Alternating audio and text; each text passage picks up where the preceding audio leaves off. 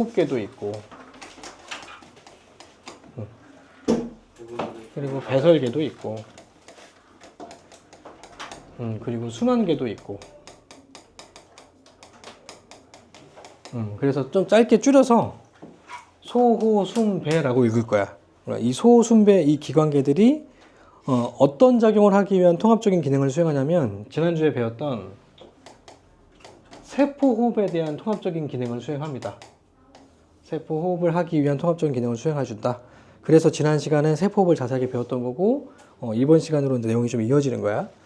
그러면 세포호흡을 할 때 필요한 호흡 기질은 누가 제공해 주냐면, 소화계, 호흡계, 순환계, 배설계 중에 누가 제공해 주니? 세포호흡의 재료 유기물 호흡 기질.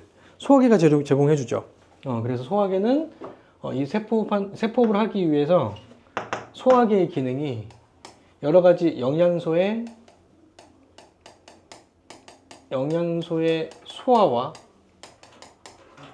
흡수를 해줍니다. 그러니까 여기서 말하는 흡수라고 하는 건 우리 몸 쪽에 혈관으로 들어와서 우리 혈관에 있는 심장에서 뿜어주게 해준다는 얘기야. 그러니까 혈관 쪽으로 전달해줘가지고 쪼개서 혈관으로 전달해줘서 흡수시켜준다. 쪼갠 다음에 흡수시켜주는 것까지가 바로 소화계의 역할. 그러면 이렇게 전달해주는 건 누가 전달해줘? 세포들한테 전달해주는 건? 그렇죠. 순환계가 전달해주는 거죠. 그래서 순환계는 여러 가지 물질들의 운반에 관여합니다. 순환계는 여러 가지 물질들의 운반에 관여한다.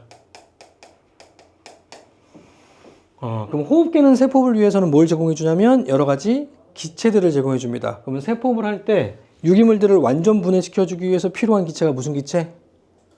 산소 기체죠. 그래서 호흡계는 산소 기체를 흡수하고 CO2는 방출을 합니다. 바깥으로 내보낸다고. 그래서 산소와 CO2의 기체 교환을 시켜주는 게 바로 호흡계고, 마찬가지 흡수한 O2를 세포 호흡에 필요한 세포한테 전달해 주는 게 바로 순환계입니다. 순환계에 의해 전달해 준다. 됐지? 그러면 이 각각의 조직세포들이, 얘는 조직세포인데 원래 조직세포에서 세포호흡을 활발하게 하면 생성되는 물질이 있죠.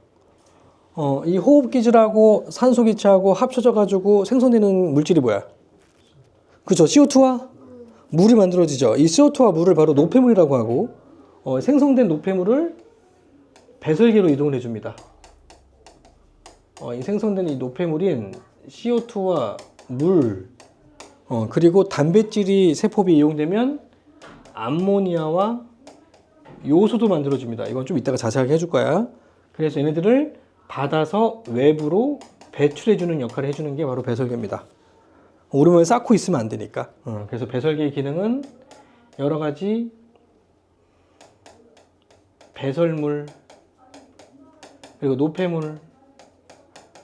노폐물을 배출하는 기능을 해줍니다. 자, 그래서 이 네 가지의 기관계가 통합적인 기능을 수행해주면 우리 몸에서 뭐가 활발하게 일어날 수 있냐면 세포호흡을 활발하게 일어날 수 있다고. 거기에 포인트를 맞춰서 공부하시면 됩니다.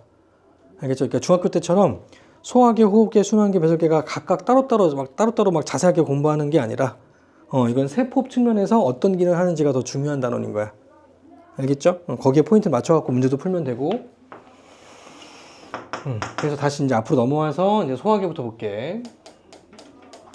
자, 소화계. 처음에 나와 있는 게 아마 소화의 종류인데, 내가 그냥 여기 안 써 있어도 내가 써주면 그냥 똑같이 적으면 돼. 빈 공간에다가. 첫 번째, 소화기관부터. 소화기관의 종류. 이거 추가로 적어주세요. 소화기관의 종류. 그 근처에다가. 1번 근처에다가 적으시면 돼요. 소화기관의 종류. 자, 소화기관의 종류가 생각보다 문제에서 엄청 많이 나와. 이게 소화기관이 맞니? 틀리니? 문제가 엄청 많이 물어보니까 별표 하나 쳐주시고. 자, 소화기관은 종류가 되게 많아서 좀 이렇게 잘 분류해가지고 좀 기억을 해줘야 돼. 자, 소화기관의 종류를 정리를 할 때 일단 음식물이 지나가는 길이 있습니다. 내가 음식을 먹었을 때 음식물이 쭉 소화되고 지나가는 길이 있다고. 음식물이 지나가는 길. 음식물이 지나가는 길인 소화기관에는 뭐가 있냐면 일단 입으로 먹죠. 입이 바로 소화기관 중에 하나고 입에 들어간 음식물이 어디로 가요? 식도로 가죠. 식도. 자, 근데 음식물 속에 만약에 공기가 들어있으면 이 공기는 식도로 들어가면 안 되거든. 그러니까 이 공기를 빼기 위해서 뭐가 일어나? 트름을 하는 거죠. 그래서 내가 음식물 속에는 공기가 포함되어 있을 수 있기 때문에 내가 공기가 포함된 음식물을 먹으면 그거 하는 겁니다. 공기를 내보내기 위해서. 그러니까 식도는 음식물만 들어가야 돼. 지나가면 위로 내려오고 위장. 위장 밑에는 12지장을 지나서 소장으로 가고. 자, 근데 이 12지장과 소장은 둘 다 소장에 포함됩니다. 둘 다 소장입니다. 그러니까 12지장도 소장인데 왜 따로 분류하냐면 분비되는 소화액과 소화되는 물질들의 종류가 달라서 따로 분류하는 것뿐 둘 다 소장에 포함된다. 그리고 소장을 지나서 어디로 가요? 대장을 거쳐서 항문까지. 여기서 좀 헷갈리는 게 대장하고 항문도 소화기관인가요? 그러면 좀 헷갈려. 왜냐면 대장하고 항문은 똥 관련된 기관이잖아. 응가. 그치? 근데 응가는 배설물이 아닙니다. 알겠죠? 응가는 배설물이 아니고 배설물은 오줌만 배설물이야. 처음 듣니? 따라서 대장 속에 저장되고 있던 똥은 그냥 유기물이야. 절대 노폐물이 아니고. 이따가 설명해 줄게. 그러니까 얘는 흡수가 안 된 유기물을 저장하고 있다가 항문으로 배출하는 거라 이 대장과 항문 속에 존재하는 똥들은 다 유기물에 포함되기 때문에 이 대장과 항문도 소화기관이지 배설기관이 아니다. 알겠죠? 그래서 어떻게 쓰냐면 배설기관 X 잘 보이게 써놓으세요. 헷갈릴 수 있으니까 소화기관이다. 자, 그리고 음식물이 지나가는 길은 아니지만 소화액 관련 기관도 있습니다. 소화액을 생성하고 분비하고 저장하는 기관들. 얘가 뭐가 있냐면 혹시 아는 거 있니? 그렇지. 간, 쓸개, 간, 이자, 쓸개. 이 세 가지가 소화액에 관련된 소화기관들입니다. 이 세 가지도 좀 많이 헷갈릴 거야. 좀 잘 기억해 줘야 됩니다. 그래서 이 소화기관에는 그냥 쫙 기억하지 마시고 음식물이 지나가는 길과 소화에 관련된 기관을 분류해 가지고 잘 정리해 놓으면 까먹지 않는다. 헷갈리지 않는다. 그리고 간도 되게 많이 물어봐. 간이 소화기관인 걸 굉장히 많이 물어보니까 잘 체크해 놓고 꼭 암기하세요. 그리고 두 번째, 소화의 종류. 소화의 종류가 크게 두 가지가 있습니다. 기계적 소화와 화학적 소화로 나뉜다.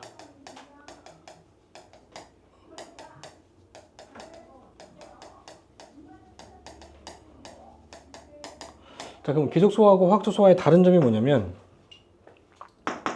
자, 기계적 소화는 큰 C가 작은 C가 된 겁니다. 그러면 이 반응은 화학 반응이 일어났니 안 일어났니? 화학 반응이 아니죠. 그냥 물리적인 변화죠. 자, 물리적인 변화이기 때문에 효소도 관여하지 않고요.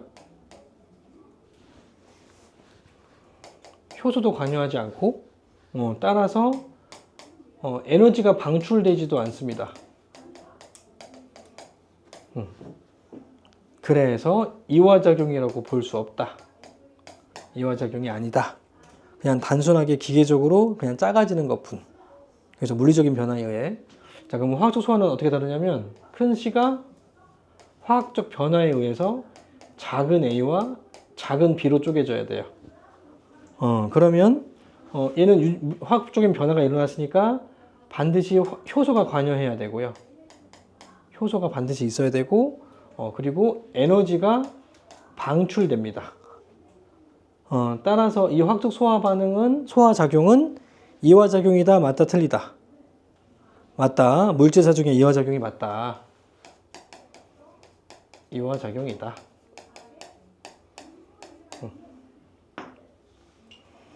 자, 그럼 여기서 질문. 자, 이 에너지 중에서 일부는 ATP가 합성된다. 맞을까요? 틀릴까요? 저번 시간에 이거를 알기 위한 내용들은 설명해 줬다. 포인트를 잡으면 되게 당연한 건데 포인트를 못 잡으면 그럴 수도 있고 아닐 수도 있고 막 헷갈려. 맞게 틀리게. 맞는 것 같아요. 맞는 것 같아요. 맞는 것 같아요. 빨리. 맞는 것 같아요. 눈치 보지 말고 얘기해. 당연히 X 아닌가? 자, 왜냐면 ATP 합성되는 반응은 오로지 뭐밖에 없다? 이거 세포비예요? 아니잖아요. 그러니까 이화작용은 맞지만 세포흡은 아니잖아. 그치? 세포흡이 아니기 때문에 ATP가 합성될 수가 없다고. 알겠죠? 그러면 이 에너지는 그럼 어떻게 되는데요?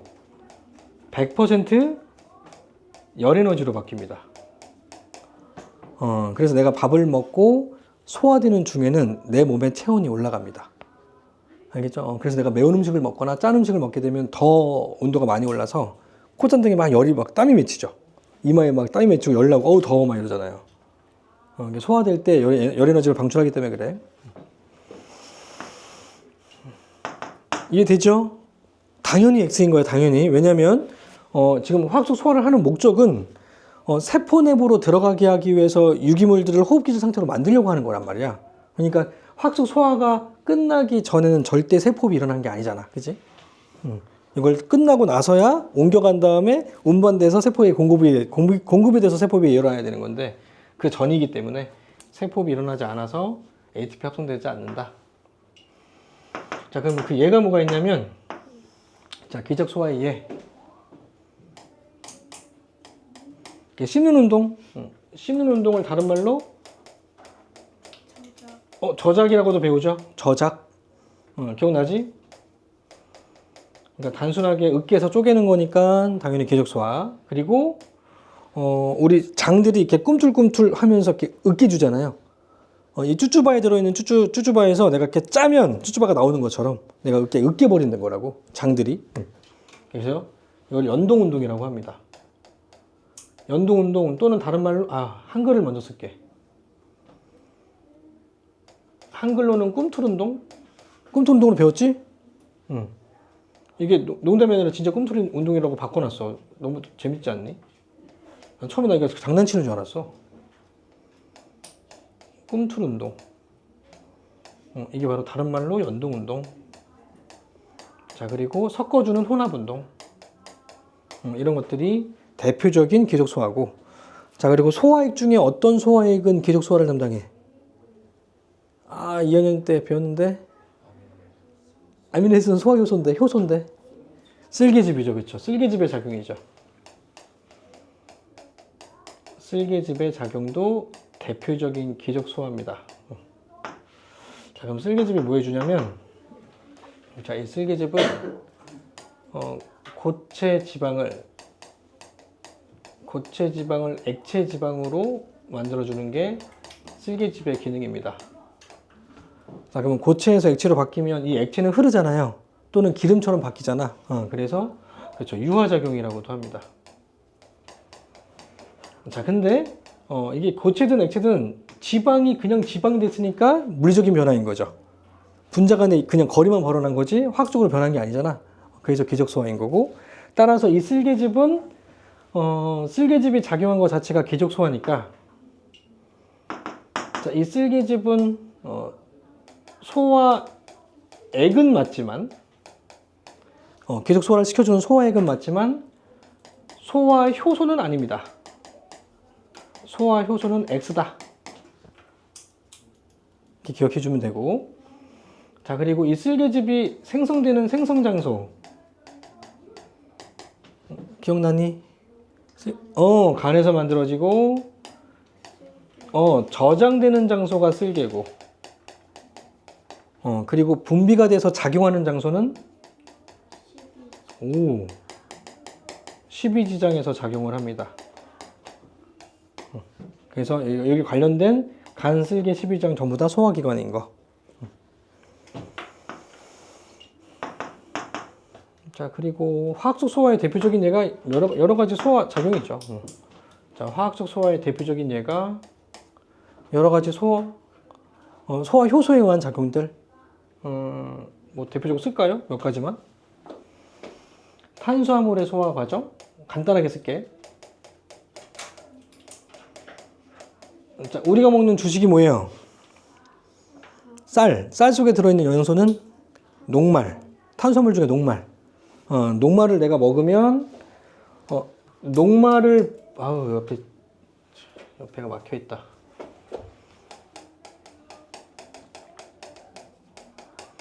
자, 탄수화물의 소화 과정은 우리가 녹말을 먹으면 자, 이 녹말을 엿당으로 쪼개집니다. 자, 그럼 이 녹말을 엿당으로 쪼개주는 효소는 뭐야? 아밀레이스인데 아밀레이스를 외우기가 편한 게 이게 따로 외우면 좀 힘들잖아. 까먹잖아. 근데 이 효소의 이름은 이 결합하는 물질의 이름을 따는 거야. 이 녹말이 영어로 아밀로스예요. 아밀로스, OSE로 끝난다고요. 이 OSE가 바로 탄수화물의 전미사야. 그러니까 OSE가 탄수화물의 전미사인데 녹말이 아밀로스라서 이 아밀로스를 분해하는 효소는 OSE를 빼고 ASE를 붙이면 돼. ASE가 바로 효소의 전미사야. 소화효소의 전미사. 그래서 녹말을 엿당으로 분해하는 효소는 녹말과 결합한다 그래서 아밀로스를 결합하는 효소다. 그래서 아밀레이스라고 하는 거야. 아밀레이스. 또는 어떻게 읽기도 하냐면 아밀라제라고 읽기도 하죠. 발음하는 대로 아밀라제라고 읽기도 한다고. 일본식 발음으로. 자, 엿당은 영어로 말토즈입니다. 말토즈. 그럼 말토즈 분해 요소? 말테이즈인 거 알겠죠? OSE 빼고 ASE 붙이면 됩니다. 그래서 말테이즈 또는 말타제라고 하는 거야. 그래서 엿당을 포도당으로 쪼개는 게 바로 말테이스. 그러니까 이거 영어로 알고 있으면 얼마나 편해. 그냥 한글로 그냥 따로따로 외우니까 이게 왜 이름이 왜 이렇게 되는지 모르고 그냥 닥치고 암기하는 거잖아. 영어로 공부하는 게 좀 편합니다. 왜냐면 영어에 기원하기 때문에. 자, 포도당은 영어로 글루코스라고 합니다.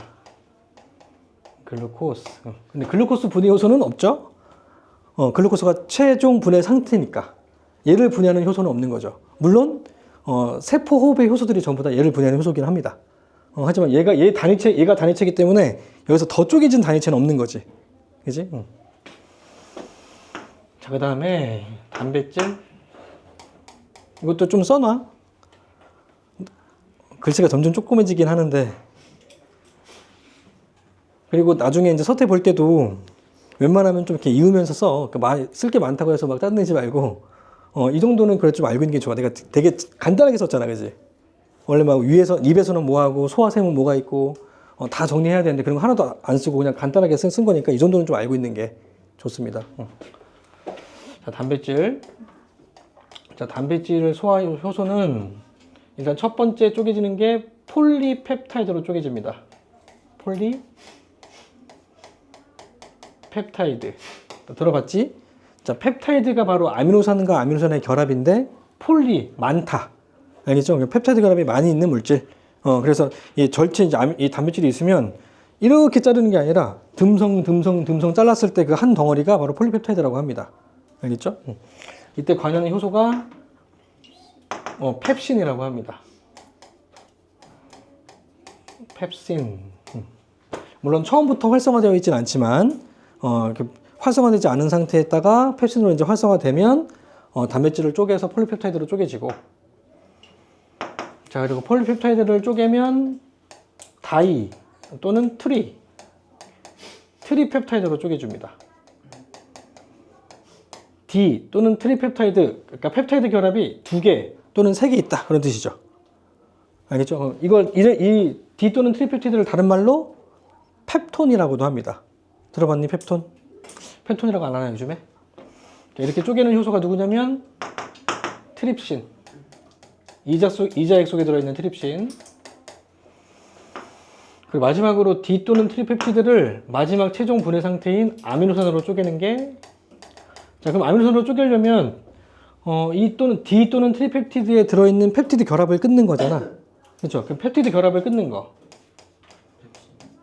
펩타이드 결합을 끊는 효소. 여기서 E 빼고 ASE 붙이시면 됩니다. 그래서 펩티데이스 또는 펩티다제. 기억나니? 기억 안 나니? 그러니까 펩티드에서 E 빼고 ASE 붙이면 된다고. 펩티드 결합을 끊는 효소. 이름 붙인 거야. 펩티데이스. 한글로 쓸게요. 영어로 쓰자. 영어로 기억하는 게 더 좋아.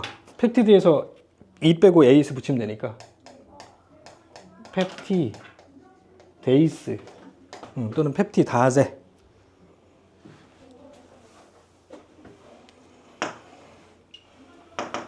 그리고 지방은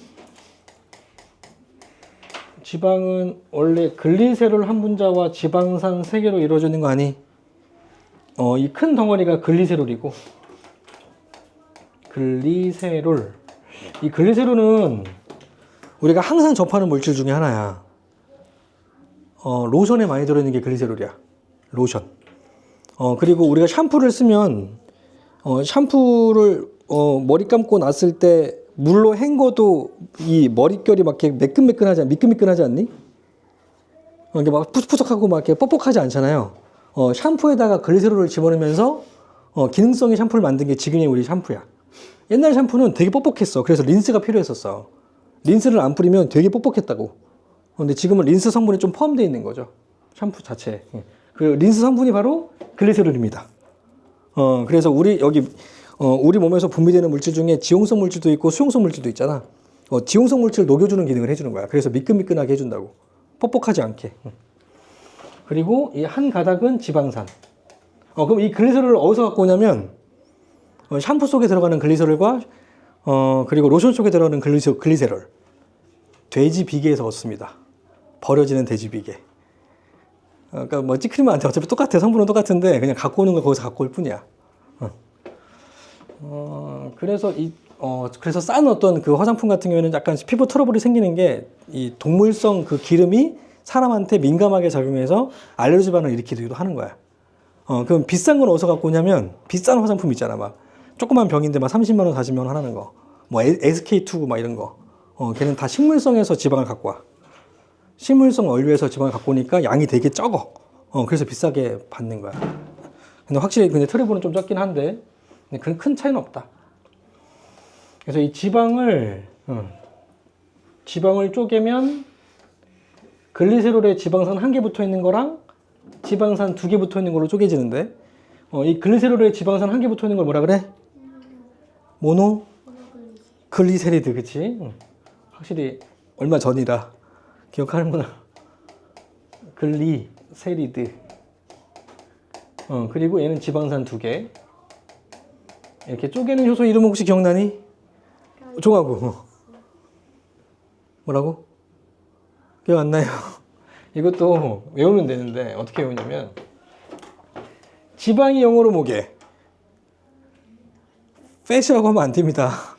fat은 뭐냐면 지방이 저장되어 있는 지방 조직을 말해. 세포야, 세포 조직. 이게 조직 전체를 얘기하는 게 바로 fat이야.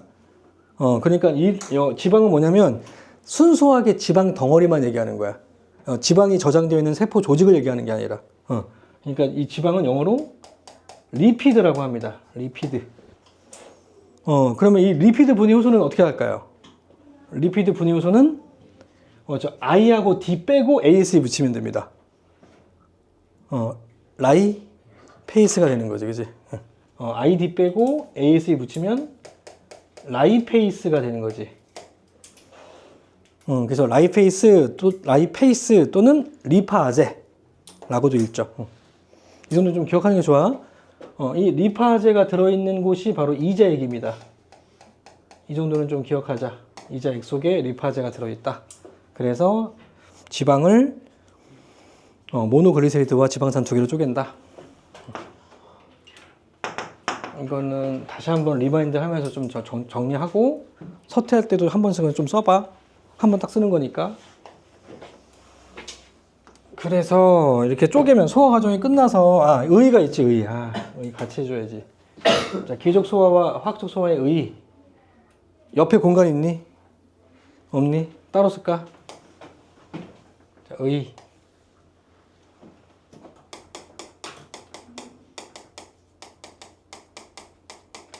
소화의 목적. 첫 번째 기적 소화의 목적과 화학적 소화의 의.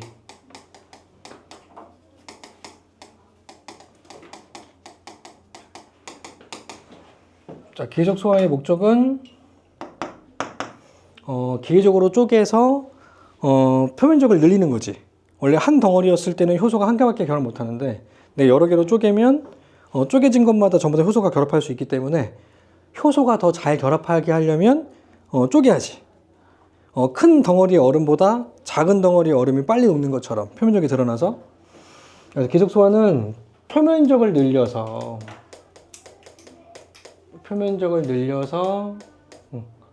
화학적 소화율을 높이는 게 목적이다.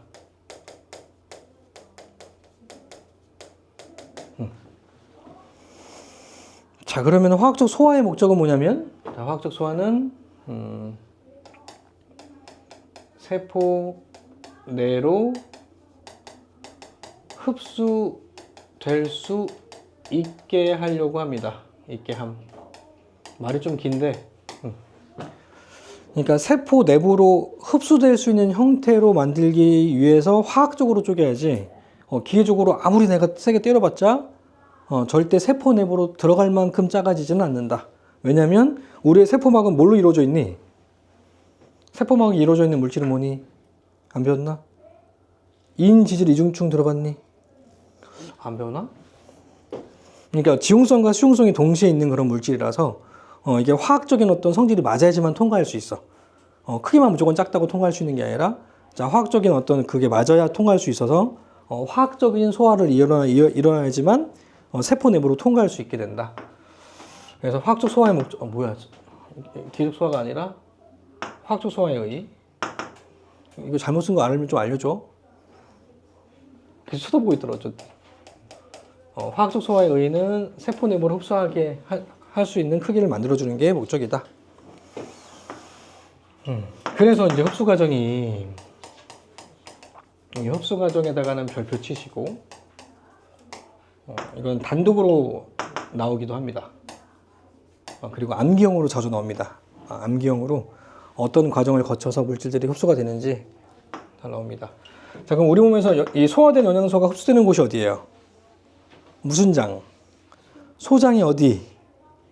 무슨 털? 융털의 어디? 암주관과 모세혈관으로 흡수되죠. 그림을 그려볼게. 이 융털을 좀 크게 그린 겁니다. 확대해서 그린 거고, 이 융털의 가운데 암주관이 있고, 그리고 암주관의 주변을 모세혈관이 이렇게 감싸고 있습니다. 알겠죠? 그래서 흡수되는 과정이 첫 번째 수용성 영양소, 수용성과 지용성을 나눠서, 자, 수용성 영양소에는 뭐가 있냐면 포도당, 아미노산, 물,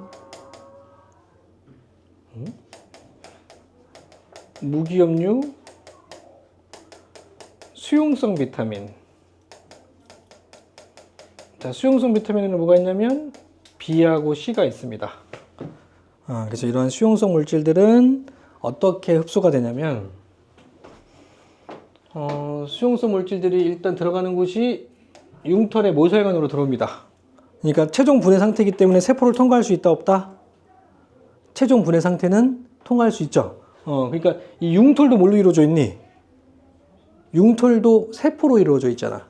그러니까 융털도 통과를 하려면 세포를 통과할 수 있어야지만 통과를 할 수 있기 때문에 최종 분해된 상태만 통과할 수 있다고. 그래서 최종 분해된 상태라서 융털의 상피세포를 통과하고 그 안쪽에 들어있는 모세혈관으로 들어온다고. 알겠죠? 그래서 수용성 영양소는 제일 처음에 융털의 모세혈관, 융털의 모세혈관으로 흡수가 되고요. 그 다음에 이 모세혈관에서 어디로 가냐면 간 문맥을 거쳐 간을 지나 간 정맥을 가고. 자, 그러면 간은 심장보다 아래쪽에 있어, 위쪽에 있어? 심장보다 살짝 밑에 있죠, 간이. 그렇지. 그러면 우리 심장으로 들어오는 혈액이 흐르는 혈관을 뭐라 그래? 정맥. 심장에서 나가는 혈액이 흐르는 혈관은 동맥. 그러면 이 심장 기준으로 해서 아래쪽 몸이 있고 위쪽 몸이 있죠. 맞죠? 그러면 심장으로 혈액이 들어올 때 아래쪽 몸을 돌고 들어오는 정맥도 있고 위쪽 몸을 돌고 들어오는 정맥도 있겠죠. 맞아요. 그럼 아래쪽 몸을 돌고 들어오는 정맥은 아래에서 위로 올라온다 그래서 하대정맥이라고 하고. 알겠죠? 그리고 위쪽 몸을 돌고 들어오는 대정맥은 상대정맥이라고 합니다. 위에서 내려온다. 그래서 상대정맥. 알겠죠? 근데 간은 심장보다 아래에 있으니까 아래쪽에서 위쪽으로 올라가는 대정맥이니까 무슨 정맥? 하대정맥을 통해서 위로 올라가겠죠. 이해돼요? 잠깐만. 맞아. 하대정맥. 그래서 하대정맥을 통해서 심장으로 들어옵니다. 자, 그럼 이 수용성 영양소들이 흡수되는 과정에서 좀 특이한 경우가 있습니다. 어디를 거친다는 게 좀 특이하게. 그렇지. 대체 왜 간을 거칠까요? 이거죠. 간에서는 어떤 기능을 수행하냐면, 지금 당장 이 수용성 영양소인 포도당이 들어있는 물질이 모세혈관으로 들어왔어. 그러면 이 모세혈관의 혈당량이 어떻게 돼? 지금 포도당이 들어왔으니까. 혈당량이 뭔지 모르나? 혈당량이란 혈액 속에 들어있는 포도당량. 그러면 이 포도당이 포함되어 있는 이 영양소가 모세혈관으로 들어왔다고. 그럼 이 모세혈관의 혈당량이 어떻게 돼? 높아지겠죠. 그러면 혈당량이 높아지면 좋은 거 아닌가? 왜냐면 혈액 속에 들어있는 포당량이니까 포당이 많을수록 세포들한테 포당 많이 공급할 수 있잖아요. 근데 왜 많으면 안 되게? 혈당이 높은 질병을 뭐라 그래? 당뇨병이라고 하잖아요. 많으면 많을수록 좋은 것 같은데 왜 많으면 당뇨병이라고 그러니? 그냥 안 좋은 거야? 안 좋은 거야? 남으면 안 돼요? 저장시켜 놓으면 되잖아요. 남으면 좀 어때? 그 나중을 대비해서 미래 뭐 남겨놓지 뭐. 왜 높으면 안 좋게? 포당이 혈관 속에 들어있으면 끈적끈적해져. 마치 꿀처럼. 알겠죠? 꿀이 끈적한 이유는 포당이 많기 때문에 그래. 시럽도 마찬가지. 시럽도 포당의 농도가 높으면 높을수록 끈적끈적해진다고. 혈액도 마찬가지야. 혈액 속에 포당이 많아지면 어떻게 된다? 혈액이 끈적끈적해진다고. 그럼 혈액순환이 잘 돼, 안 돼? 오히려 잘 안 돼. 그래서 너무 많으면 그래서 안 좋은 거야. 그래서 높아지면 안 되니까 다시 낮춰야지. 낮춰주기 위해서 간으로 가는 거야. 그러면 간 속에서는 포도당을 다당류인 글리코젠으로 저장을 해. 그래서 낮춘 다음에 간정맥으로 보내줘. 알겠죠? 그래서 높았을 때는 간에서 포도당을 글리코젠으로 저장을 해서 혈당을 낮춰서 간정맥으로 보내주고, 내가 공복이라서 굶으면 모세혈관이 다른 곳에 비해 혈당량이 어떻게 돼? 굶으면 낮아지죠? 그럼 낮으면 안 되니까 간에 저장되어 있던 글리코젠을 포도당으로 바꿔서 혈당량을 올려서 보내줘. 그래서 이 간을 거치는 이유는 뭐를 조절하기 위해서다? 혈당량을 일정하게 조절하기 위해서입니다. 되게 중요합니다. 혈당량 조절을 위해서다. 이렇게 간단하게 써놓으면 좀 이해가 되지 않을까? 그래서 문제에서 물어봐도 포당에서 글리코젠인지 글리코젠에서 포당인지 이해하면 되겠지? 자, 포당은 단당류고 글리코젠은 다당류니까 포당에 글리코젠 저장되는 건 이건 저장이고, 글리코젠은 포당으로 바뀌는 건 이화작용이고 분해되는 거고. 알겠죠? 그 다음에 지용성 영양소. 잠깐만, 이게 쇄골 하정맥이 수용성이 맞지? 잠깐만, 좀 헷갈린다. 잠깐만. 아, 이거 없네.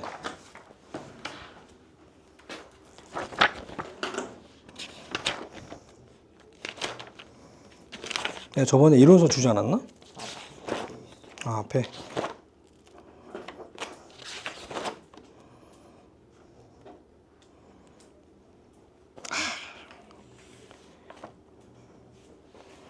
간단하게 써있네. 쇄골 하중맥이 림프관, 쇄골 하중맥. 아, 지방이 있네. 아. 자, 지공성 영양소는 대표적으로 지방이 분해된 최종 분해 상태, 모노 글리세리드와 지방산이 있고, 그리고 지용성 비타민이 있죠. 지용성 비타민. 자, 지용성 비타민은 ADK. 이런 것들이 지용성 물질인데, 이 모노글리세리드와 지방산인 형태인 이 지방이 분해된 상태, 얘는 쪼개졌으니까 세포를 통과할 수 있다 없다. 그러니까 화학적 소화를 하는 목적은 세포를 통과하기 위해서야. 그러니까 최종 분해 상태니까 통과할 수 있다 없다? 있다. 그래서 들어올 수 있다고. 근데 들어왔더니 모노글리세리드와 지방산의 형태로 들어왔더니 이 지방산은 그 주변의 pH를 어떻게 해요? 얘가 산성 물질이니까, 엑시드니까 pH를 산성일수록 pH가 내려가니까 이 주변의 pH를 어떻게 한다? 낮추겠죠. 이거 지방산 때문에. 알겠어? 그럼 pH가 변해버리면 효소들의 활성도가 떨어지기 때문에 pH가 변하면 안 돼. 알겠죠? 그래서 이 지방산을 빨리 없애지 않으면, 근데 만약에 이게 바뀐 다음에 우리 들어왔어. 모세관으로 들어왔다고. 그러면 돌고 돌아서 심령으로 간 다음에 우리 온몸으로 다 뿜어주는 거지. 그럼 우리 온몸에 그럼 뭐가 더 많아져? 지방산이 계속 많아지겠죠. 그럼 온몸의 pH가 어떻게 돼? 계속 낮아지겠죠. 그러면 결국엔 죽겠지. 효소들의 활성도가 떨어지니까. 그러면 얘를 운반해 줄 때는 지방산의 형태로 운반하면 된다, 안 된다? 안 된다. 지방산이 없는 형태로 운반해야지만 pH의 변화가 없다고. 그럼 이 지방산을 없애려면 다시 어떻게 하면 돼? 끊어놨던 얘네들을 합치면 되죠. 알겠죠? 그래서 들어온 다음에 다시 재합성이 일어납니다. 그러면 재합성된 얘는 다시 그리스도의 지방산 3개니까 뭐예요? 지방이죠. 얘는 지방인데 더 이상 지방산이 따로 떨어져 있지가 않잖아. 그러니까 산성이 아니고 붙어 있으니까 중성이네. 그래서 이 지방을 중성지방이라고 하는 겁니다. 이해됐니? 그래서 이 중성 상태로 만들어준 다음에 들어오려고 하니까 너무 크잖아, 이제. 화학적으로 너무 크죠? 그러니까 너무 크니까 세포 내부로 들어갈 수 있어, 없어? 모세관으로 못 들어가는 거야, 이제. 너무 크니까. 그래서 얘가 운반되려면 너무 크기 때문에 암주관으로 들어갈 수밖에 없다. 알겠니? 되게 중요하다잉. 자, 지방은 흡수는 과정이 융털의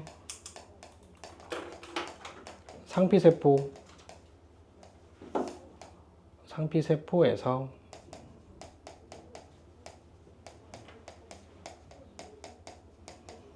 지방으로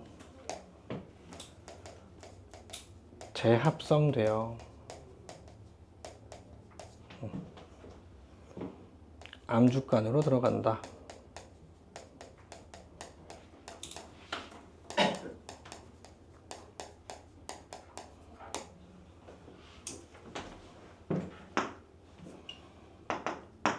자, 그래서 암주간부터 자, 융털에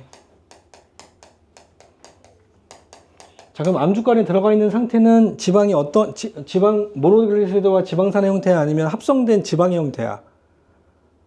여기 암주간에서의 형태는 지방의 형태인 거죠. 중성지방 형태로 운반되는 거야. 알겠죠? 지방산의 형태가 아니라 지방의 형태로 암주간에 들어와서 암주간을 지나서 림프관으로 들어갑니다. 자, 그리고 이 림프관이 모이는 곳이 있습니다. 우리 몸에 모이는 곳이 가슴 쪽에 있어서, 자, 림프관이 모이는 곳이 가슴 쪽에 있어서 그 가슴 쪽에 있는 림프관을 가슴 림프관이라고 합니다. 근데 너무 기니까 림프를 생략해서 읽습니다. 그래서 가슴관이라고 한다. 원래는 원래 가슴 림프관이야. 그래서 가슴 림프관을 지나서 우리 쇄골의 아래쪽을 지나서 위쪽으로 이렇게 올라가. 쇄골의 아래쪽을 지나는 대정맥이다. 그래서 쇄골 하정맥을 지나. 이 쇄골 하정맥을 우리나라 말로 바꾸면 빗장 밑 정맥이라고도 합니다. 빗장 밑 정맥. 그래서 쇄골 하정맥은 쇄골의 아래쪽을 이렇게 지나서 위쪽으로 올라와서 내려온다고. 그러면 심장이 위에서 이렇게 내려오니까 무슨 맥? 상대정맥, 상대정맥이라고 합니다. 그러니까 이 해부적 기술을 좀 이해하라고, 단순하게 암기하지 말고. 그래서 상대정맥을 통해 심장으로 들어옵니다.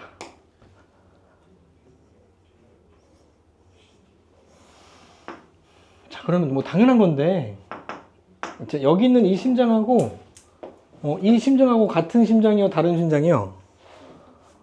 심장 두 개 있는 사람은 없잖아요. 그럼 이 심장과 이 심장은 같은 거지. 그러면 심장에서 이 수용성 물질과 지용성 물질이 어떻게 된다는 얘기? 합쳐진다는 얘기죠. 합쳐지면 심장이 이제 뿜어주는 거지. 펌프질 해주는 거지. 그럼 펌프질 하게 되면 우리 온몸으로 다 운반되는 겁니다. 우리 온몸으로 다 이제 운반되는 거야. 심장을 거쳐서 온몸으로 운반된다. 얘도 마찬가지. 심장을 거쳐서 온몸으로 운반된다. 알겠죠? 자, 지금 체크하는 건 쓰지 말고 한번 질문 생각만 해봐봐. 자, 그러면 이 융털의 모혈관 속에 비타민 D, E, K인 지용성 비타민이 있다 없다? 융털의 모혈관 속에 지용성 비타민이 있다 없다?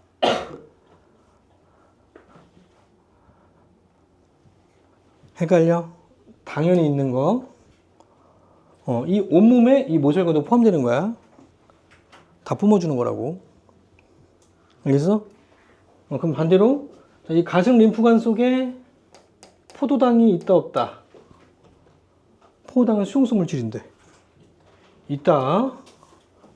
알겠죠? 여기 암주간에도 포도당이 있다 없다? 있다. 다 있는 거라고. 다 섞여 있는 거라고 이제. 알겠지? 흡수될 때만 분리돼서 그냥 흡수되는 거지. 이 각각을 구성하는 모든 조직세포 내부에는 다 포당, 수용성 물질, 지용성 물질이 다 포함되어 있다고요. 알겠죠? 이거 당연한 건데. 문제 내면 애들이 헷갈려 해서. 여기까지가 소화기관. 그 다음에 호흡계. 호흡계가 첫 번째. 없는 거 그냥 추가로 쓰세요. 자, 호흡기관. 자, 호흡기관에 뭐가 있냐면 우리가 기체를 들여 마시고 내보내는 데 관여하는 기관들. 일단 코죠, 코. 입은 아니고, 물론 입으로도 이렇게 숨을 쉴 수 있긴 하지만 이거는 부수적인 어떤 기능이고, 원래는 코로 숨을 쉬어야 되는 거죠. 코. 그래서 코가 호흡기관. 그럼 들여 마신 공기가 어디로 가요? 기관. 그렇죠. 기관으로 가요. 기도를 지나죠. 기도 지나고 기관으로 가고. 기도를 지나서 기관으로 가고, 그리고 이렇게 이 Y자가 거꾸로 된 모습으로 생겨서 이렇게 폐랑 연결되어 있는 거 있잖아요. 이걸 기관지라고 합니다. 기관지. 기관지염이라는 것도 있지. 기관지도 호흡기관이고, 그 다음에 마지막으로 폐까지가 바로 호흡기관들. 공기가 이동하는 그 길을 생각하면 호흡기관을 외우기가 좀 편하다. 자, 그럼 호흡의 정의. 자, 호흡의 정의를 얘기하면 보통 좀 쉽게 얘기하는 경우도 있고. 재료나 호흡이 뭐야?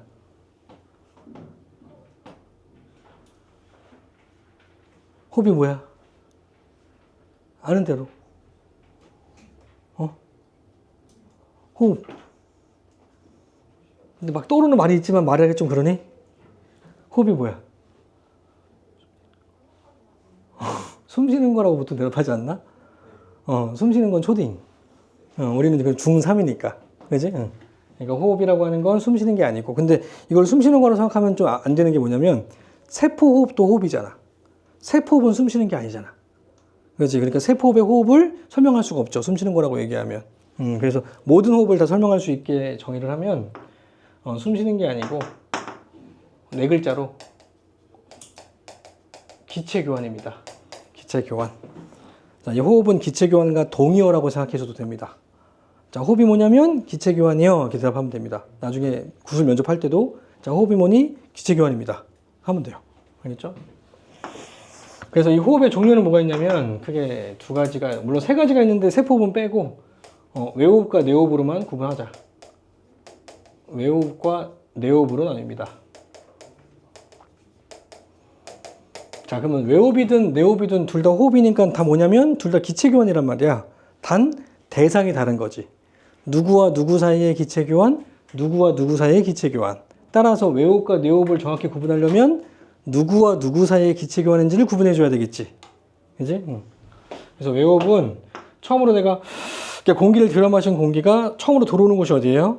폐로 들어오죠. 그럼 폐를 둘러싸고 있는 모세혈관 사이에 기체교환이 일어난다고요. 근데 폐는 한 개의 통이 아니라 여러 개의 작은 어떤 통이니까 그걸 바로 폐포라고 하니까 폐포를 둘러싸고 있는 폐포 주변 모세혈관 사이의 기체교환이 외호흡입니다. 다시 외호흡의 정의는 그냥 말로 할게. 자, 외호흡의 정의란 폐포와 폐포 주변 모세혈관 사이의 기체교환. 이렇게 얘기하면 돼. 알겠죠? 정의가. 자, 그럼 폐포는 모세혈관한테 뭐 주니? 그렇죠. 얘는 산소를 주고요. 자, 그리고 폐포 주변 모세혈관은 폐포한테 노폐물인 CO2를 주고 버려달라고 얘기합니다. 버려줘 한다고요. 자, 이러한 O2와 CO2와의 기체교환을 외호흡이라고 한다. 폐포와 모세혈관 사이의 기체교환. 자, 근데 이 폐포 주변 모세혈관에 들어있는 혈액이 가만히 있는 게 아니라 막 흘러가죠. 흘러가서 어디로 가냐면 우리 온몸에 있는 조직세포로 이동을 한다고. 그래서 우리 온몸에 있는 조직세포와 조직세포 주변 모세혈관, 조직 주변 모세혈관 사이에 기체교환이 바로 내호흡입니다. 그러면 모세혈관이 조직세포한테 뭐 줘? 산소를 주겠죠. 세포한테 산소를 줘야지 세포를 하니까. 그치? 얘가 얘한테 O2를 주고요. 그러면 이 조직세포가 세포를 활발하게 하면 어떤 기체가 생성되냐면 CO2가 만들어지고 CO2는 갖다 버려야 되니까 얘한테 전달해 주는 거죠. 갖다 버려달라고. 그래서 조직세포는 모세혈관한테 CO2를 전달해 줍니다. 자, 이러한 기체교환을 내호흡이라고 합니다. 네 번째, 호흡의 원리. 자, 호흡을 아까 다른 말로 뭐라고 한다고? 네 글자로 기체교환. 따라서 호흡의 원리는 다른 말로 기체교환의 원리랑 같은 말이지. 그래서 기체교환의 원리는 뭐다? 기억나나? 힌트를 줄게. 뭐에 따른 뭐. 뭐에 따른 뭐. 분합차에 따른 확산입니다. 까먹은 거지? 확산. 확산도 혹시 뭔 줄 아나? 확산이 뭐게? 초딩이잖아, 이거. 퍼지는 거. 우리는 중학교 수준으로 일단 얘기하면 어디에서 어디로? 고농도에서 저농도로 이동하는 게 뭐야? 용매야, 용질이야?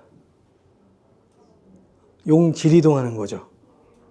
왜 용질과 용매를 구분해야 되냐면 삼투 현상은 용매가 이동하거든요. 삼투 현상은. 그러니까 용매가 이동하게 되면 용매가 이동을 해서 농도가 같아지는 거야. 그래서 오히려 저농도에서 고농도로 용매가 이동하는 게 삼투 현상이고 고농도에서 저농도로 용질 이동하는 게 확산이야. 알겠죠? 나중에 자, 고농도인 장소에서 저농도인 곳으로 녹아져 있는 용질이 이동하는 게 바로 확산입니다. 자, 그러면 이 고농도의 농도는 어떻게 돼요? 용질이 빠져나갔으니까 고농도의 농도는 내려가고, 자, 저농도는 용질을 받았으니까 농도가 높아지죠. 그래서 계속 이제 확산이 계속 지속적으로 일어날 수 있는 게 아니라 농도가 내려가고 얘는 높아지면서 농도가 어떻게 되면 같아지면 더 이상 이동할 수가 없죠. 그래서 이 확산이라고 하는 건 농도 평형을 이루기 위해서 이동합니다. 농도 평형을 이루기 위해서 이동하기 때문에 이러한 물질들의 이동은 자발적으로 일어납니다. 자발적으로 일어나기 때문에 에너지 소모가 있다 없다? 없다. 즉 ATP 소모 없이 일어난다. 뭐 예를 들면 내가 향수를 딱 뿌리면 향수 입자가 이동을 할 때 에너지 소모 없이 이동한다는 거죠. 저절로 자발적인 반응으로 이동하기 때문에 고농도에서 저농도로 이렇게 퍼져나가는 거기 때문에, 알겠죠? 그때는 에너지 소모가 없이 이동한다. 우리 몸 내부에서 물질이 이동할 때도 확산이면 저절로 움직이는 거지 에너지 소모가 필요 없다는 거죠. 알겠죠? 그렇게 기체는 바로 확산을 통해서 이동을 한다. 자, 그러면 호흡의 원리를 내가 얘기할 때 요놈이 중요한 말이게, 요놈이 중요한 말이게. 얘 1번, 얘 2번. 얘 분압, 얘 확산. 둘 중에 뭐가 더 중요하게? 10점 만점에. 얘가 9점이야. 얘는 1점도 주기 힘들어. 내 생각엔 0.1점. 얘는 99.9점. 알겠죠? 왜냐면 물질의 이동 원리는 확산, 능동수송, 삼청선밖에 없어. 반드시 세 가지 중에 하나로 대답해야 돼. 그러니까 분압은 이 확산되는 원리를 좀 설명해주기 위한 첨부하는 그런 내용일 뿐, 이 분압 자체가 물질의 이동 원리가 아니다. 알겠죠? 근데 이 분압이란 말을 왜 자꾸 강조하냐면 이런 예 때문에 그래. 자, 여기 공기가 어떤 A 지역이 있는데 이건 안 써도 돼요. A 지역의 기압이 3기압이라고 치자. 그리고 B 지역의 기압이 5기압이에요. 그러면 공기는 어디서 어디로 이동해? B에서 A로 이동하죠. 이렇게 이동하는 공기를 바람이라고 하죠. 맞죠? 근데 A 지역의 산소 기체만의 부분 기압, 산소 기체만의 부분 기압을 분압이라고 합니다. 그거 기호를 어떻게 쓰냐면 PO2 이렇게 써줍니다. 산소만의 부분 기압. 줄여서 산소의 분압이라고 표현한다고. 그러니까 산소만의 부분 압력, 부분 농도라고 생각하시면 돼요. 산소의 농도가 여기가 50이라 치자. 그리고 B의 산소의 농도는 100이라고 치자고. 그러면 산소는 어디서 어디로 가? B에서 A로 이동한다고요. 이 공기양과 상관없이. 알겠죠? 기압과 상관없이 산소가 많은 데서 산소가 적은 데로 이동한다고. 그래서 분압차에 따른 확산이라고 하는 거야. 근데 CO2는 그러면 여기에 CO2의 분압은 뭐 100이라고 치고 여기에 CO2의 분압은 40이면 CO2는 어디서 어디로 간다? A에서 B로 간다고. 그래서 분압차에 따른 확산이라고 하는 거야. 각각의 기체들마다 분압에 따라서 확산이 일어난다. 이 말인 거죠. 그러니까 기체들마다 서로 반대 방향으로 이동할 수 있는 거지. 알겠죠? 분압차에 따른 확산이니까. 다음에 5번째. 자, 기체 교환이 확산이기 때문에 확산의 기체 교환이 확산으로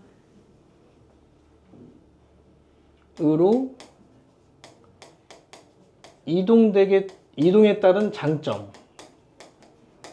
두 가지. 좀만 생각해봐. 자, 우리 몸속의 기체 교환은 확산인데 확산됨에 따라 나타나는 장점 두 가지. 한 가지는 좀 얘기하던데. 첫 번째, 뭐 어떤 장점이 있을까요? 그렇죠, 에너지 소모가 없죠. 확산은 에너지 소모가 없기 때문에 에너지 소모가 되지 않는다. 10점 만점에 1점. 더 중요한 건 두 번째입니다. 자, 이 두 번째가 뭐냐면, 자, 확산은 고농도에서 저농도로 이동하긴 하지만, 자, 이 고농도였던 게 농도가 내려가고, 저농도였던 게 농도가 높아지면서 농도가 같아지는 순간 이제 어떻게 돼? 더 이상 줄 수가 없죠. 더 이상 이동을 하지 않죠. 그러니까 확산이 일어난 다음이 이를지라도 주는 놈이 받는 쪽보다 더 적어질 수 있다 없다. 다 줘서 같아지면 더 이상 이동하지 않기 때문에 농도가 같은 게 끝이지. 얘가 자기보다 더 얘한테 더 많이 더 줘가지고 주는 놈이 더 내려갈 수는 없다고. 알겠니? 같아지면 더 이상 이동하지 않기 때문에. 그러니까 두 번째 장점은 뭐냐면 확산 후. 자, 확산 후에도 주는 쪽은 받는 쪽보다 항상 크거나 같습니다. 왜냐면 같아지는 건 굉장히 오랫동안 확산이 일어났을 때는 같아지겠지. 근데 혈액은 가만히 흘러가니. 혈액은 흘러가죠. 세포들이 있는 곳에 막 쭉쭉쭉 흘러가잖아요. 그러니까 모든 그 산소를 다 줄 때까지 기다리고 있니? 아니면 쭉쭉쭉 좀만 주고 넘어가 버리니? 좀만 주고 넘어가 버리죠. 그러니까 완전하게 다 확산이 일어나지 않고 그냥 넘어가기 때문에 다 주지 못하기 때문에 항상 확산 후에도 주는 쪽이 더 크다고. 뭐 예를 들면 이건 쓰지 마세요. 이게 혈관이고 혈관 주변에 있는 조직세포들 세 개만 그려보자. 확산되기 전에 산소의 분압이 100이 있었다 치자. 그리고 이 세포가 갖고 있는 산소의 분압이 40이 있었다 치자고. 근데 이 기체 교환이 확산이 아니라 만약에 능동성으로 그냥 다 줘버렸어요. 얘가 이거 다 줘버렸다고 100을. 그래서 산소의 분압이 얘가 140 되고 얘는 0 돼버렸어요. 그렇게 되면 능동성으로 다 줘버렸다고요. 얘는 똑같이 40이 있죠. 그럼 이 0이 지나가면서 이제 어떻게 할까요? 0이 지나가면서 산소를 다 뺏어버립니다. 그러면 이 혈액이 지나가는 길마다 모든 세포들은 이제 어떻게 돼? 다 괴사되기 시작합니다. 알겠죠? 그러니까 이 혈액은 절대 세포로부터 산소를 뺏으면 안 돼. 안 되죠. 죽이겠다는 거잖아요. 산소를 뺏는 건 세포를 못하게 하는 거니까. 그래서 능동성으로 와장창 옮기는 게 아니라 확산을 통해서밖에 이동하지 않습니다. 그래서 예를 들면 엄청 천천히 가가지고 전부 다 이동했다 치자. 그럼 확산이기 때문에 몇 가지 줄 수 있어. 농도가 같아지면 더 이상 이동하지 않기 때문에 100이 40한테 최대 몇 가지 줄 수 있어. 30만큼 줄 수 있겠죠. 확산이기 때문에. 그럼 얘가 70 되고 얘도 70이 되죠. 내려오죠. 그럼 몇 만큼 줄 수 있니? 15만큼 줄 수 있죠. 내려오죠. 또 몇 만큼 줄 수 있니? 몇 만큼 줄 수 있니? 계산해 줄까? 얘가 그렇지. 55고 얘도 55 되고, 자, 55가 이제 주는 거니까 7.5를 줄 수 있죠. 또 내려가면 또 반띵 줄 수 있죠. 무제한 줘도 다 줄 수 있다 없다. 계속 줄 수 있죠. 뭐 0.0.0000 계속 줄 수 있다고. 이게 바로 확산의 장점입니다. 절대 세포보다 주는 쪽이 낮아지지 않는다. 확산이기 때문에. 알겠죠? 그래서 확산 후에도 주는 쪽이 무조건 크거나 같다. 이게 확산의 장점입니다. 그래서 기체 교환은 확산으로만 이동한다. 그래서 이 문제도 적지 말고 한번 풀어봐.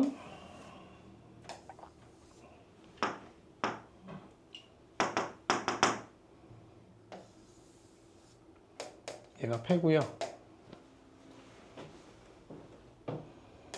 폐 주변 모세혈관에 확산되기 전에 산소의 분압이 100이라 치고, 폐포 안쪽에 산소의 분압이 40이라 치자.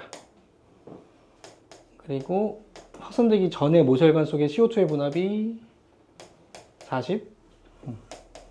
폐의 CO2의 분압이 45라 치자. 자, 그럼 확산 일어난 후에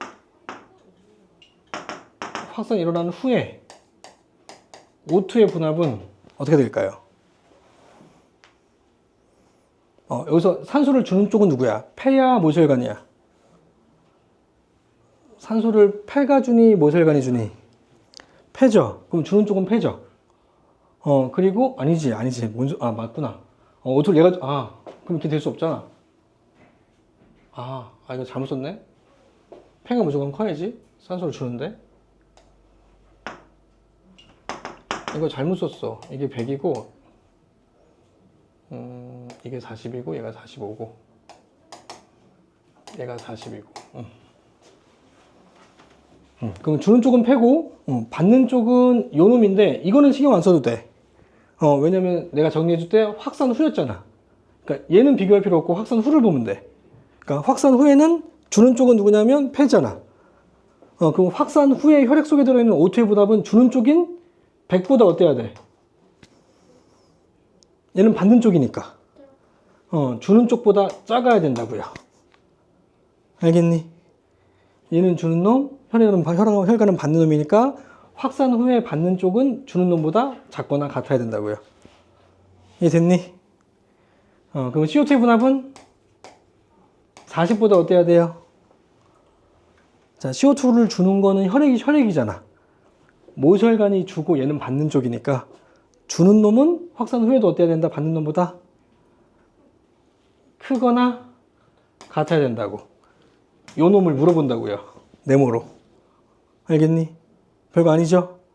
이게 확산의 원리를 이용하는 문제야. 그러니까 확산의 정의를 이용해서 푸는 문제. 알면 간단한 거.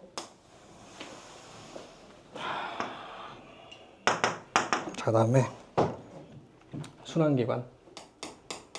순환계. 첫 번째. 순환기관에는 뭐가 있게?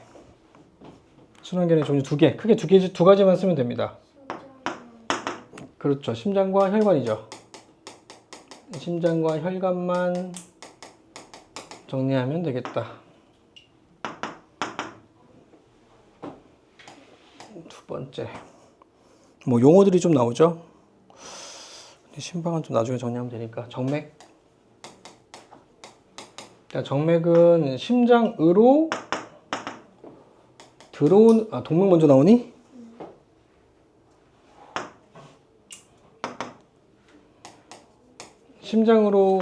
심장에서 나가는 혈액이 흐르는 혈관입니다. 심장 기준, 심장에서 나가는 혈액이 흐르는 혈관. 자, 그럼 정맥은 뭐예요? 이거는 좀 비슷하게 한번 만들어 봐요. 재련아, 정맥은 뭐니?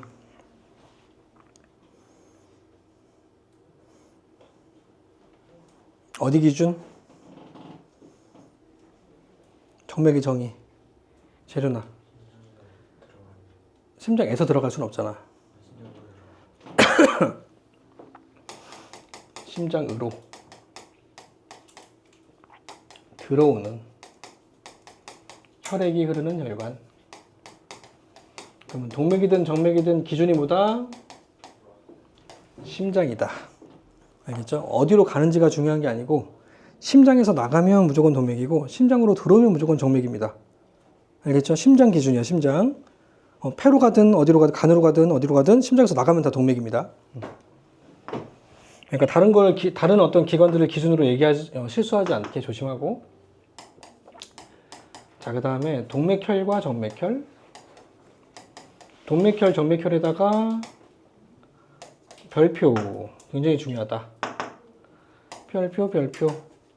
제일 많이 물어보는 것 중에 하나다. 동맥혈이라는 이름을 딱 보면, 얼핏 보면 동맥 속에 들어있는 피 같잖아. 동맥 속에 들어있는 피. 다른 말로 뭐라고도 하냐면 동맥혈을 동맥피라고도 합니다. 동맥피, 한글화 작업으로. 또는 정맥피라고도 하는데, 이 동맥혈, 동맥피, 정맥혈, 동맥피는 동맥 속에 들어있는 피, 정맥 속에 드는 피가 아니라 산소와 CO2의 농도 차이입니다. 알겠죠? 그러면 동맥혈은 뭐예요? 그렇죠. 산소의 분압이 높고 CO2의 분압이 낮은 혈액입니다. 자, 그러면 CO2는 산성이다, 염기성이다, 중성이다? CO2. 그렇죠. 그러니까 CO2가 물에 녹으면 탄산이라고 하죠. 물에 녹으면서 수소를 내놓으니까. 그러니까 얘는 산성물질이야. 그러면 산성물질이 낮으면 pH가 어떻게 돼? 높아지겠죠. 그래서 pH가 높은 혈액이라고도 합니다. 알겠죠? 혈액이다. 됐지? 안 어렵지? 자, 정맥혈은 반대로 O2의 분압이 낮고 CO2의 분압이 높고, CO2는 산성물인데 산성물질이 많으니까 pH는 낮은 혈액이죠. 그렇죠. pH가 낮은 혈액을 의미합니다. 절대 동맥과 정맥과 상관이 없다. 알겠죠? 물론 뭐 우연찮게 동맥 중에 동맥혈이 있을 수도 있긴 하지만 그건 우연이지 이게 동맥에 있기 때문에 동맥피는 아니다. 알겠죠? 그래서 아래쪽 보면 이제 순환이 나옵니다. 세 번째, 순환의 종류. 순환은 크게 두 가지. 체순환 또는 체순환은 다른 말로 온몸 순환, 같은 말. 그리고 폐를 도는 폐순환, 이 두 가지가 있습니다.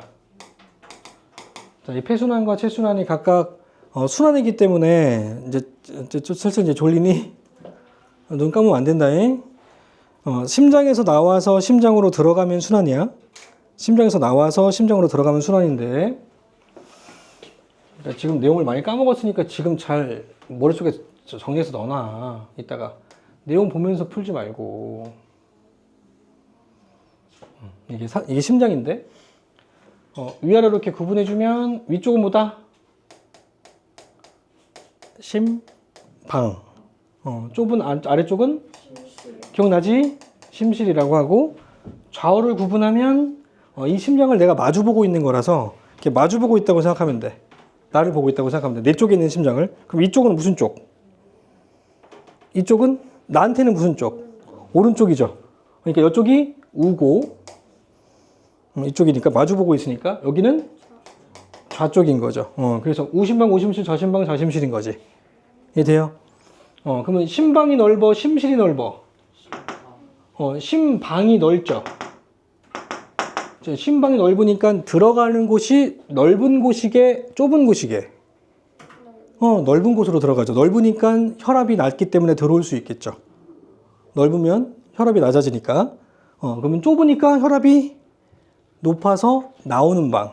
알겠죠? 그래서 심방은 혈액이 들어오는 방이고, 심실은 혈액이 나가는 방이고. 됐죠? 그러면 심방은 혈액이 들어오는 방이니까 어떤 혈관과 연결되어 있어야 돼? 혈액이 들어오는 혈관. 얘는 정맥과 링크되어 있어야죠. 얘는 정맥하고 링크되어 있고, 얘는 심실은 혈액이 나가는 방이니까 혈관 중에 동맥과 링크되어 있어야 되겠죠. 이해되죠? 그래서 이런 걸 좀 알고 각각의 혈관의 이름을 좀 정리해 보면, 자, 이쪽은 어느 쪽? 여기는 무슨 심실? 앞에 봐요. 무슨 심실? 좌심실. 좌심실에서 이제 똑같이 같은 색깔로 적어. 이제 혈액이 나왔어요. 혈관 이름이 뭐예요? 심장에서 나왔어요. 심장에서 나오면 혈관이 동맥인데 온몸으로 가니까 엄청 크겠지. 그래서 대동맥이라고 합니다. 대동맥. 자, 그럼 온몸을 거쳐서 다시 심장으로 들어가는 거, 이건 파란색으로 들어왔어요. 그럼 혈액이 들어왔으니까 무슨 맥? 정맥인데 온몸에서 들어가니까 크겠지. 그래서 대동맥 중에서 아래에서 위로 올라가는 건 하대정맥, 위에서 내려오는 건 상대정맥이라고 했잖아, 아까. 그지? 그냥 하나로 그냥 대정맥이다. 내가 지금 빨간색과 파란색 구분하는 건 동맥혈과 정맥혈을 구분하고 있는 거라서 꼭 색깔 구분해서 적어야 돼. 그래서 정맥혈 내려오고, 그 다음에 나가죠? 여기는 우심실. 자, 우심실에서 폐로 나갔어요. 혈관 이름 뭐예요? 자, 나갔으니까 무슨 맥? 동맥인데 폐로 갔으니까 폐동맥. 절대 이렇게 기억하면 안 돼. 폐로 들어왔으니까 폐정맥이다. 이거 아닙니다. 알겠죠? 폐가 기준이 아니라 심장이 기준이니까. 자, 그리고 폐를 거쳐서 다시 좌심방으로 들어오는 건 폐에서 들어온다 그래서 폐정맥이라고 합니다. 그래서 내가 지금 빨간색으로 쓴 건 동맥혈이 흐르는 혈관이고, 반 나눠서 빨간색은 동맥혈이 흐르는 혈관들이고, 파란색은 정맥혈이 흐르는 혈관입니다. 그럼 아까 전에 정리했으니까 동맥혈이란 뭐가 많은 피? 산소가 많은 피니까 폐를 거쳤을 때 산소를 받아오니까 많은 거고, 아직 어디까지 가기 전에? 온몸을 가기 전까지가 산소가 많겠죠. 그래서 온몸을 지나면서 산소를 주고 정맥혈이 되는 거지. 언제까지 정맥혈이냐면 폐에서 받기 전까지. 그치? 폐에서 받기 전까지니까 폐동맥까지가 정맥혈이겠죠. 이해되죠? 그래서 동맥혈, 정맥혈, 정맥혈, 동맥혈 이렇게 해서 대동맥과 대정맥, 폐정맥과 폐동맥의 산소의 분압이 누가 더 크냐 작냐가 계속 문제에서 나올 겁니다. 알겠죠? 그걸로 문제를 구분하는 문제가 꽤 많다. 그래서 한번 이거 보고 얘기하면 됩니다. 그럼 체순환은 어디서부터 시작? 체순환은 좌심실, 온몸, 대정맥, 그 다음에 우심방까지 거기가 체순환. 알겠죠? 그리고 폐순환은 우심실, 폐정맥, 좌심실, 체순방까지. 알겠죠? 한번 지금 쓰세요. 보고. 아까 내가 여기 쓰려고 했던 건 여기다 쓰라고. 순서대로 쓰라고요. 그래서 둘 다 심실부터 시작해서 심방으로 끝나면 돼요. 최순환도 심실부터 시작해서 심방으로 끝나면 되고, 폐순환도 심실부터 시작해서 심방으로 끝나면 됩니다.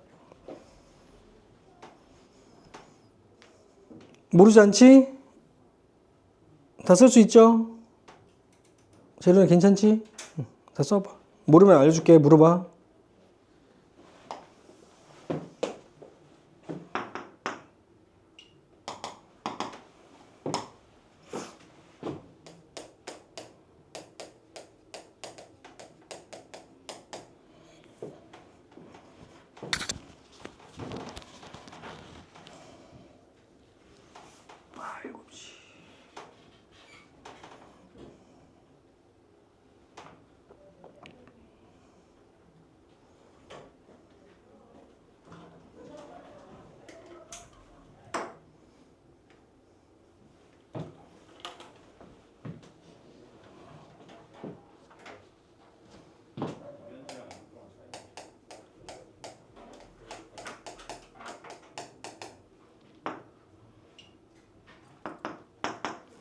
됐어. 이제 넘어가요. 넘어가서 배설기관.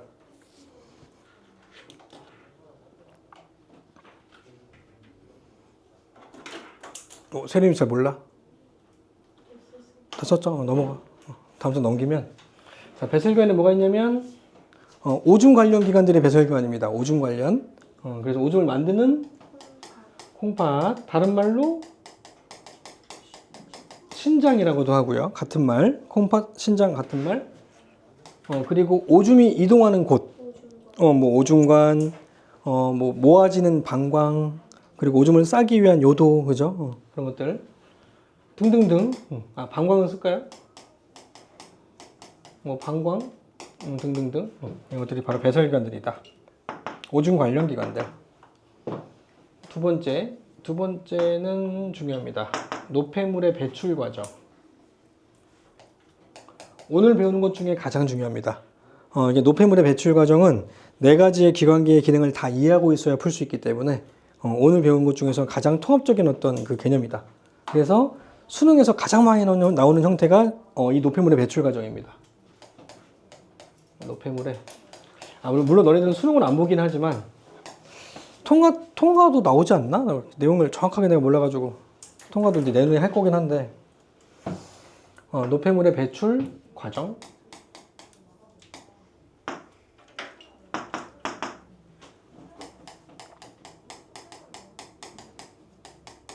자, 우리 몸의 세포 호흡에 이용되는 호흡 기질에는 크게 세 가지. 탄수화물,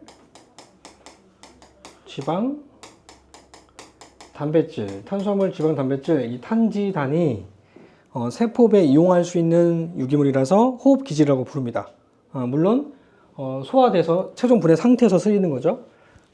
탄수화물과 지방과 단백질이 이렇게 세포 호흡에 이용이 되면 생성되는 노폐물들이 CO2, 물이 이렇게 만들어집니다. 근데 이것도 물론 외우기도 뭐 어렵진 않긴 한데 탄수화물의 구성 원소가 뭐니? 이건 좀 외우고 있어야 돼, 이제. CHO. 외우세요. 지방도 CHO. 단백질은 CHON. N이 하나 더 있다는 거지. 그리고 세포호흡이라고 하는 건 일반적으로 산소랑 결합을 하죠. 그래서 산소랑 같이 결합을 통해서 일어나기 때문에 CHO랑 산소랑 결합하면 CO2하고 H2가 만들어지겠죠. 그래서 CO2하고 물이 만들어진다. 지방도 CH5로 이루어져 있으니까 CO2하고 물이 만들어지겠죠. 자, 단백질도 CH5로 이루어져 있으니까 공통적으로 CO2하고 물은 공통적으로 만들어진다고. 근데 이제 N 때문에 뭐도 만들어진다? N 때문에 암모니아도 만들어집니다. 근데 이 암모니아는 독성이 굉장히 강해요. 독성이 강하다. 왜냐면 주변의 pH를 많이 올려버리기 때문에 pH를 변화시켜서 세포들을 죽게 만든다고. 그러니까 독성이 너무 강한 이 암모니아를 독성이 약하게 만들어야지만 우리 몸이 괜찮겠지? 그래서 이 독성이 강한 이 암모니아를 간에서, 소화기관 중에 간에서 요소로 바꿔준다고요. 자, 근데 암모니아하고 요소 중에 누가 더 큰 물질이게? 누가 고분자고 누가 저분자하게? 뭐 써줄까? 암모니아. 얘는 요소. 누가 고분자게? 느낌대로. 왠지 암모니아가 고분자 같지 않니? 4글자.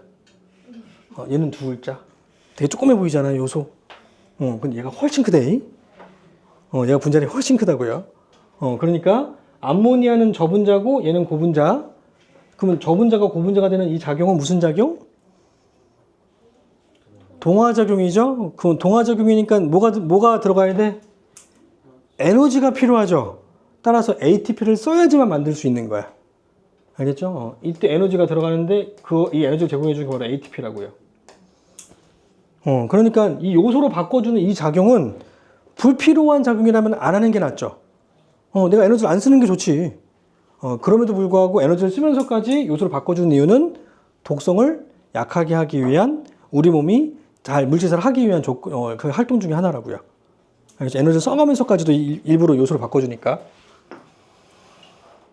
자, 그래서 이렇게 만들어진 이 CO2는 어디를 통해서 배출돼요? 물론 순환기관으로 이제 운반이 되고, 호흡기를 통해서 날숨을 통해 배출이 되는 거죠. 자, 물도 일부는 호흡기로 가서 날숨으로 배출됩니다. 그래서 내가 이 속에는 공기만 들어있는 게 아니라 작은 분자량의 수증기가 들어있다고. 그래서 내가 유리판에 대고 하게 되면 김이 서리죠. 이 날숨 속에 물이 들어있다는 증거예요.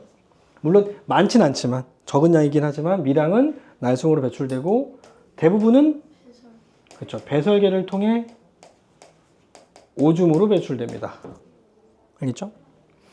자, 그리고 암모니아가 간으로 바뀌어서 요소로 바뀐 다음에 이 요소가 배설계로 가서 오줌을 통해 배출됩니다.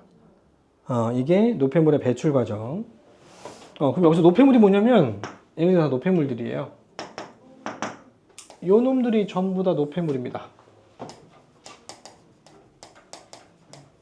근데 이 노폐물 중에 뭐 당연히 CO2는 노폐물이고 다 알겠지만 모두 노폐물인 게 좀 신기하냐면 물도 노폐물인 게 좀 신기하죠. 그러니까 노폐물이라고 하는 건 쓰레기가 아닙니다. 알겠죠? 개념이 노폐물은 쓰레기 그게 아니라 세포결과 생성되는 물질인 거야.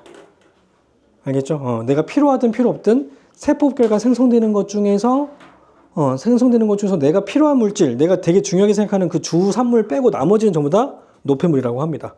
알겠죠? 그러니까 이 물도 우리 몸에 굉장히 중요한 물질이긴 하지만 세포 측면에서는 노폐물에 포함되는 거라고요. 알겠죠? 그러니까 쓰레기라는 개념이 아니야, 노폐물은. 특정 반응마다 노폐물은 다른 거야, 그러니까. 그래서 밑에 보면 용어들이 좀 나오죠?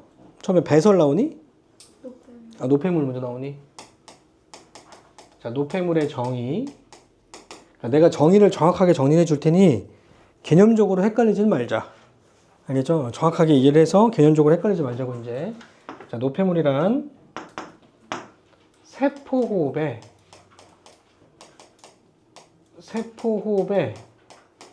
부산물입니다. 주된 산물이 아니라 부산물이라고요. 그러니까 세포결과 생성되는 물질인데 부된 산물이라고요. 알겠죠?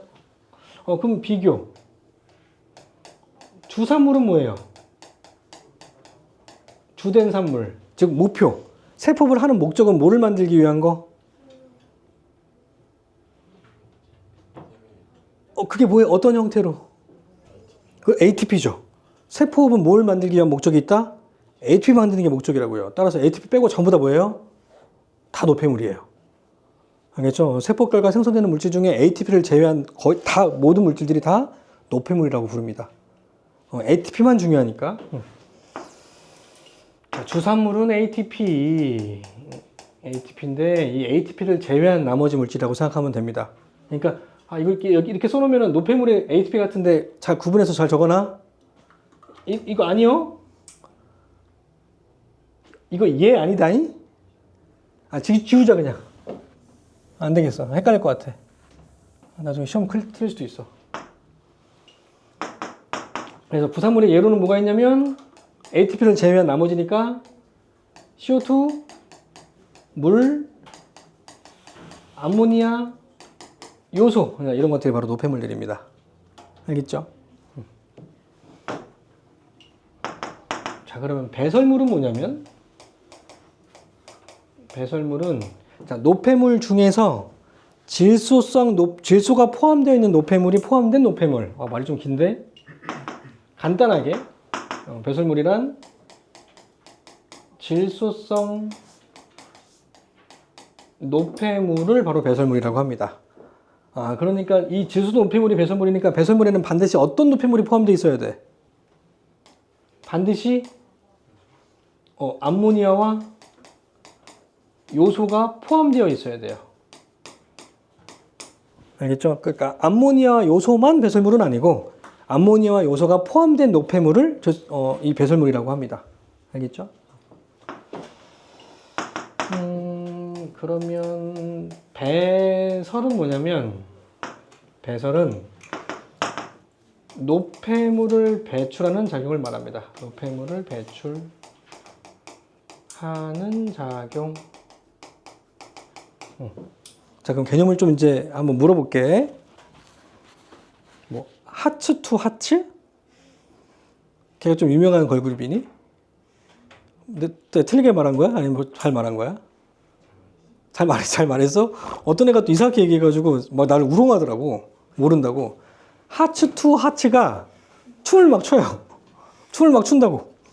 춤을 막 추고 춤이 다 끝나고 잠깐 쉬었어요. 이렇게 쉬고 있다고요. 숨을 이렇게 내쉬고 있습니다. 그럼 얘는 뭐 하고 있는 거예요? CO2를 내보내고 있으니까 뭐 하고 있는 거? CO2가 노폐물 아니야? 뭐 하고 있는 거? 배설하고 있는 거죠. 그러니까 하츠 투 하츠는 춤춘 다음에 배설한다. 맞는 말 틀린 말? 맞는 말이라고요. 알겠지? 배설의 정의는 노폐물을 배출하는 현상이니까. 이해되지? 근데 배출하는 이러한 현상이 폐에서 일어나고 폐에서 공기를 내보냈지만 근데 이 폐를 배설기관이라고 한다 안 한다? 안 한다. 그러니까 폐는 배설한다. 맞아 틀려? 맞다. 그냥 CO2를 내보내니까 물도 내보내고 하지만 폐는 배설기관이다? 틀렸다고. 그럼 배설기관의 정의는 따로 있다는 거죠. 배설기관은 뭐를 배출하는 기관? 그냥 노폐물이 아니라 배설물을 배출해야 돼. 알겠죠? 질소 노폐물이 포함된 걸 배출해야 돼. 그래야지만 배설기관인 거야. 그래서 배설기관은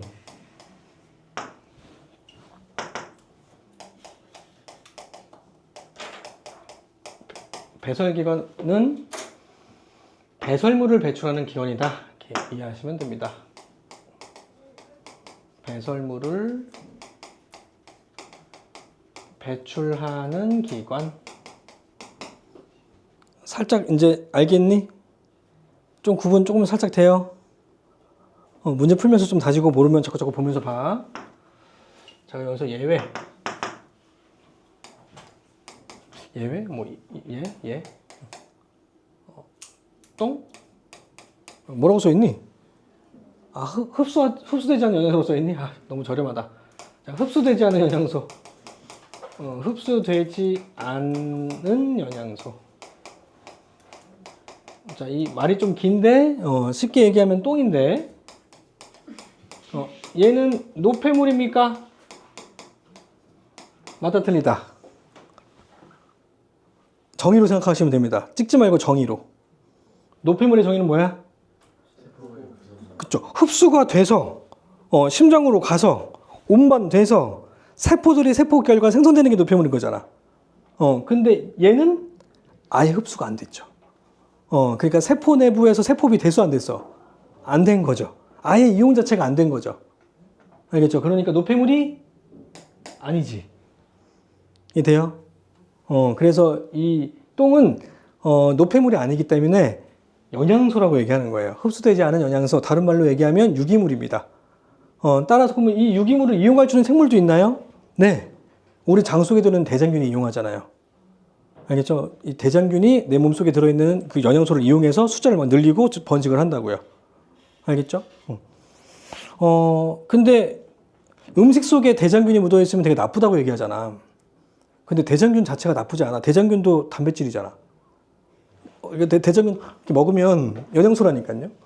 근데 왜 대장균이 묻어있는 음식을 먹으면 안 될까요? 대장균은 어디서만 살아? 우리 몸에 대장에서만 살아. 그러니까 대장균이 사는 곳에는 똥이 들어있는 곳에만 살아. 그러니까 음식에 이렇게 대장균이 있다는 얘기는 무슨 말이야? 똥이 묻었다는 얘기야. 알겠죠? 그래서 막 빅맥이나 아니면 버거킹에서 대장균 수치가 막 나왔어. 그건 뭐야? 똥 묻은 손으로 조리했다는 얘기죠. 그거 밖으로 설명이 안 되는 거죠. 왜냐하면 대장균은 어디서만 있다? 대장 속에만 들어있다. 그래서 대장 속에 들어있는 여러 가지 부패된 여러 가지 이물질들이 묻어있다는 뜻이기 때문에 많이 먹으면 설사와 복통과 식중독이 일어난다고요. 알겠죠? 그러니까 대장균 자체가 나쁜 건 아니야. 대장균 아무리 먹어도 이상이 없습니다. 알겠죠? 대장균에 의해서 이상해진 물질을 같이 먹으니까 문제가 되는 거지. 좀 너무 더럽지? 넘어갈게 이제. 그 다음에 그림을 좀 그릴게. 옆에 그림 넓으니까 그림 좀 잘 그려줘. 폐, 심장, 간, 소장, 방광, 신장.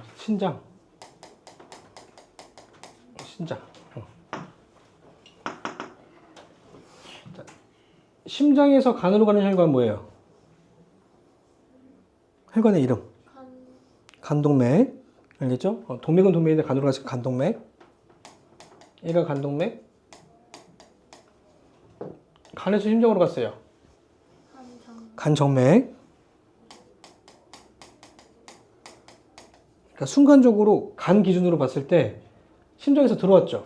그럼 이게 간정맥이다 이렇게 생각하면 안 된다고요. 알겠죠? 반드시 심장 기준이어야 돼. 그러면 심장에서 신장으로 가는 건 뭐예요?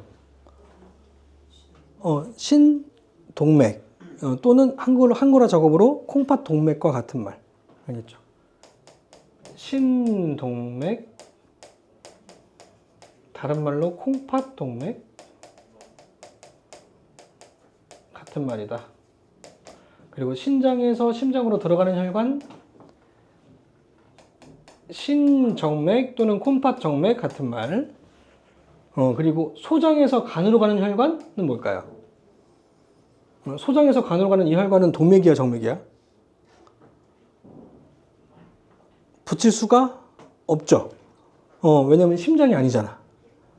그러니까 심장에서 나가는 건 동맥이고 심장으로 들어오는 건 정맥이기 때문에 얘가 심장이 아니라 소장이잖아. 그러니까 소장에서 간으로 가는 건 동맥과 정맥을 붙일 수가 없는 거지. 그래서 간문맥이라고 하는 거야.